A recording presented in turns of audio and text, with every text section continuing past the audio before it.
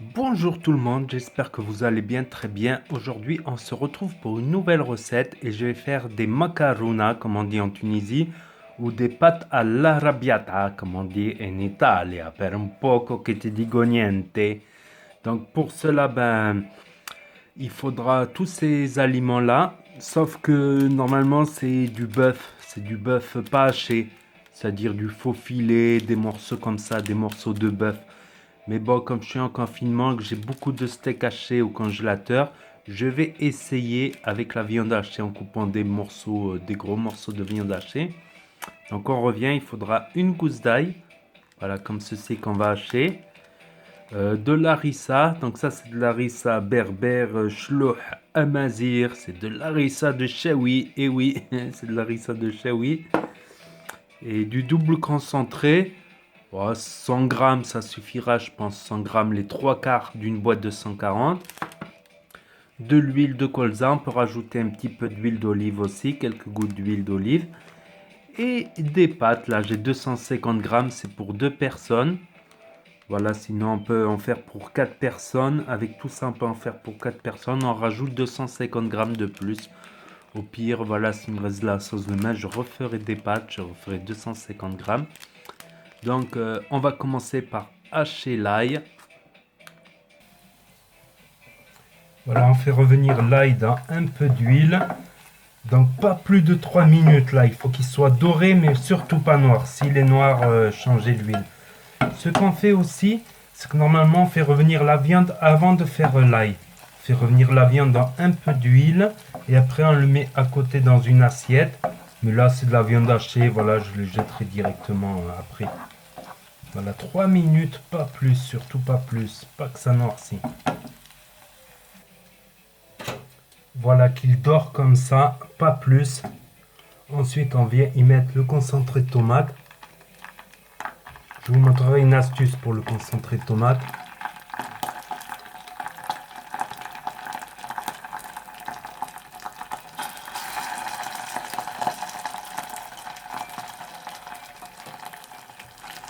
Voilà, à peu près 100 grammes de concentré de tomate, je crois que ça va aller. Ensuite, on remue. Donc ne mettez pas l'eau tout de suite, en fait, je vais vous montrer une astuce. Voilà, pour 100 grammes de concentré de tomate, il faut, on va dire 200 millilitres d'huile. Donc c'est très important de la faire revenir sans eau comme ça, à sec. Ensuite, on vient y mettre un peu d'harissa, ça dépend la dose. C'est pour 4 personnes ça en fait. Moi je vais charger un petit peu en harissa quand même. Voilà, de l'harissa en tube. En tube, c'est pareil. C'est presque pareil. Je crois que ça sera suffisant. Allez, j'en rajoute un petit chouïa.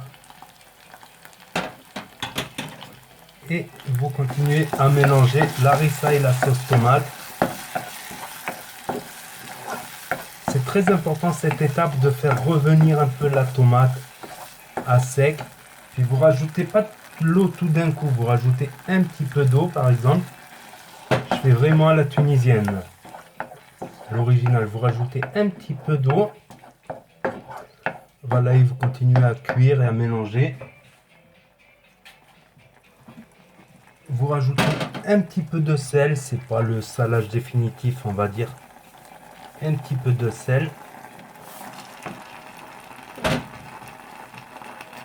Un petit peu de poivre.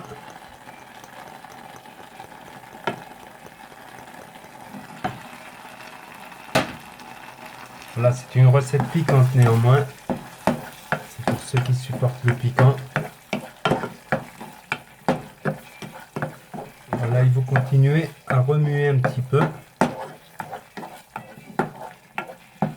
Et on continue à rajouter un peu d'eau.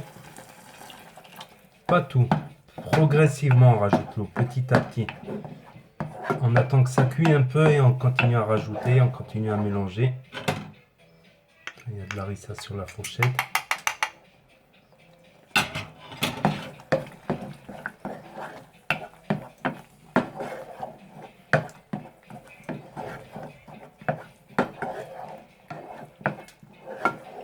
Là, ça fait une purée de tomates bien épaisse.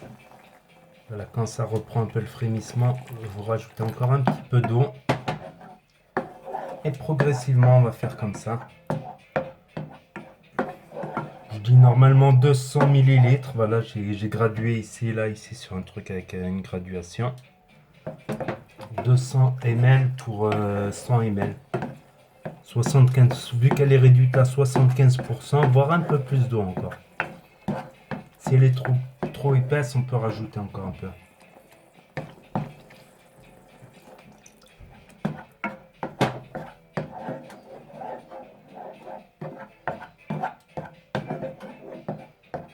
Voilà, on peut saler encore un petit peu.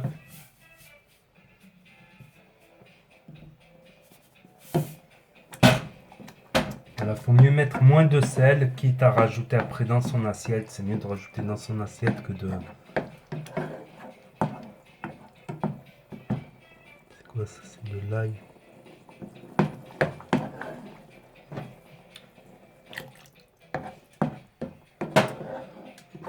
Voilà, là j'ai rajouté mes 200 ml. Comme ça, elle est légèrement épaisse. Ce que vous faites, c'est que vous en rajoutez un petit peu parce que pendant la cuisson, en fait, ça va s'évaporer. Vous pouvez même rajouter un petit peu plus.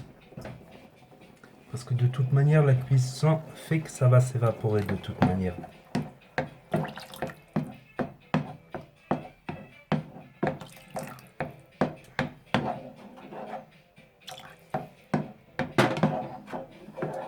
Ça va s'épaissir un petit peu plus. Mais là déjà, voilà, on est plus sur une sauce. Voilà, la consistance, ça va être ça à peu près.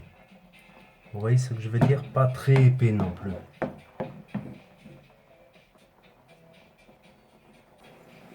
Ensuite, il faudra laisser cuire, on va dire, entre un quart d'heure et une demi-heure à peu près. Moins d'une demi-heure quand même, entre un quart d'heure et 20 minutes, 25 minutes. Donc on va commencer à préparer les pâtes. Donc on va donc là, ça c'est du grillé un petit peu, ça c'est à force de faire cuire, c'est pas de la saleté en fait. C'est du gris. Des fois quand je fais cuire l'eau des pâtes, ça déborde, voilà, après ça grille. Il faut que je prenne la bombe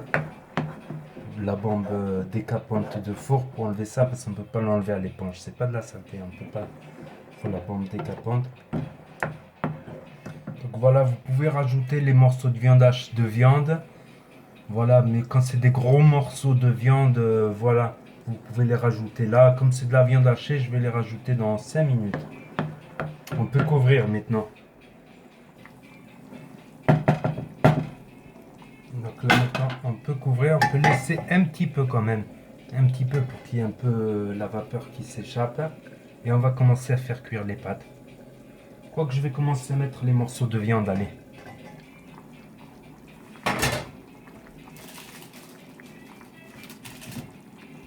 Comme ça, c'est fait.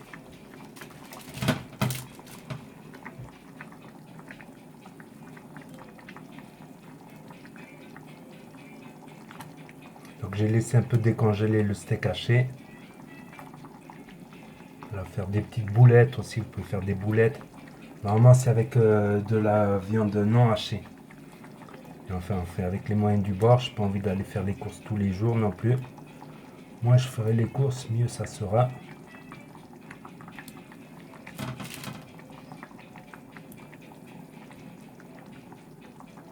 Voilà, des petits morceaux, ils vont cuire dans la sauce.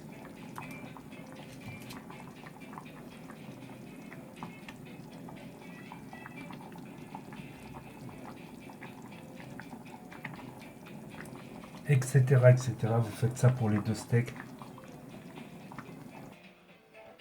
Concernant la tomate qui reste, le concentré de tomate qui reste, ben, j'ai aplati un peu le fond. Et vous voyez, j'ai mis de l'huile. C'est un petit secret pour la conservation. Par contre, attention, ne pas conserver plus de 2 jours dans un récipient en métal parce que ça peut rouiller. Donc l'idéal, c'est de faire des petits pots. Voilà, des petits pots et toujours aplanir des pots en verre. Voilà, des pots en verre de confiture. Vous mettez le concentré. Bon, ça c'est une petite boîte. Ça me servira juste pour faire une petite sauce vite fait ou rajouter à de la bolognaise par exemple. Donc vous mettez dans une boîte en verre et vous rajoutez vous aplanissez, vous rajoutez un peu d'huile. Allez, à tout de suite. Quant aux pâtes, voilà, dès que l'eau commence à faire des petites bulles, elle est frémissante, vous les mettez. Et une fois qu'elles sont toutes descendues en bas, dans l'eau, vous comptez 12 minutes. Ça dépendra des pâtes. Chaque marque a des temps de cuisson différents. Là, la sauce, elle est en train de mijoter tranquillement. On va voir ce que ça donne. Donc voilà, pour les pâtes, vous aurez compris. Si vous avez vu mes vidéos bolognaises, pâtes sénégalaises, pâtes au thon, vous verrez à peu près comment je les fais cuire. Après, passoire. Et là, on va se retrouver pour la dégustation une fois que c'est cuit. À tout de suite, dans 2 secondes. Et voilà ce que ça donne, mes pâtes à l'arrabbiata. Ça ressemble un peu à la bolognaise, mais ce n'est pas de la bolognaise. Pas du tout. Ça n'a pas le même goût en tout cas. Donc on va tout mélanger, on va passer à la dégustation maintenant. Voilà ce que ça donne une fois que c'est prêt. Bon, vous pouvez mettre un peu plus de viande si vous voulez. Et on va goûter ça tout de suite. Première cuillère pour la sauce.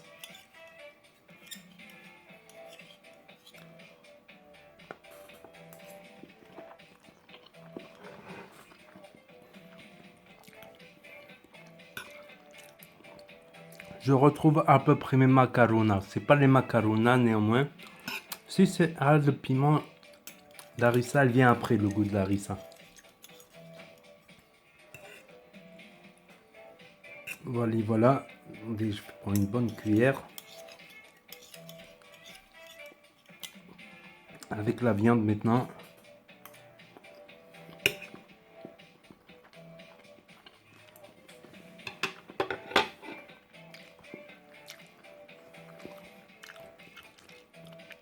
J'aurais dû laisser épaissir un peu plus la sauce.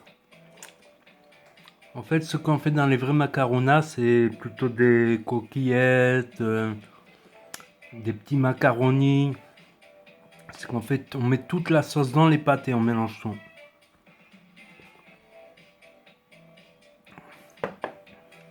Et je la referai, la vraie recette, je la referai. Ne vous inquiétez pas. Mais c'est pas mauvais, c'est très bon.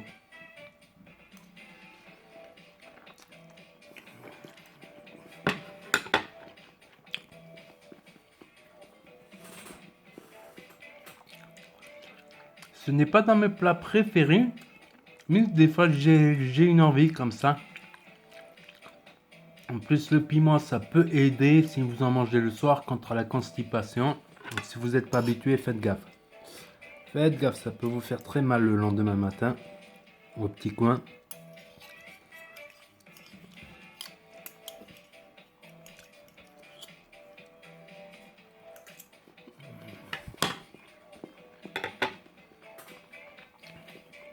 Pas mauvais, on n'est pas loin des vrais macaronas.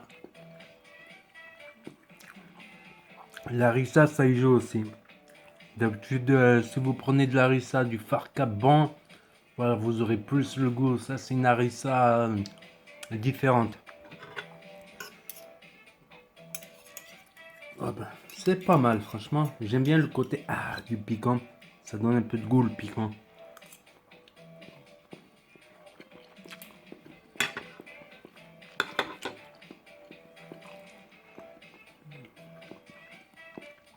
C'est agréable à manger, ça change. Faut aimer le piquant aussi. Faut aimer la harissa, évidemment.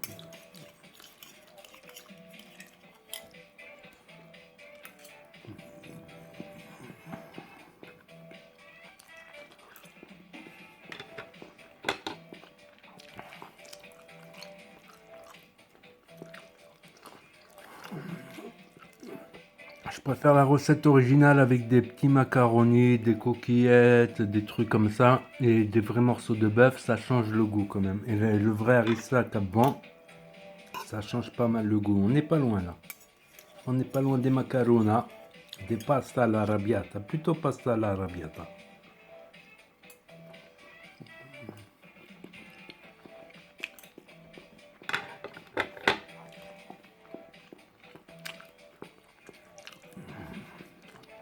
Donc n'hésitez pas à mettre un gros pouce bleu, à commenter, à partager, à vous abonner et à cliquer sur la cloche. N'hésitez pas à me dire en commentaire si vous avez essayé la recette et si vous aimez bien ce que vous en pensez. Et je vous dis à très bientôt les amis les potos pour de nouvelles vidéos, tutos, recettes et conseils YouTube. Tchuss, merci d'avoir regardé.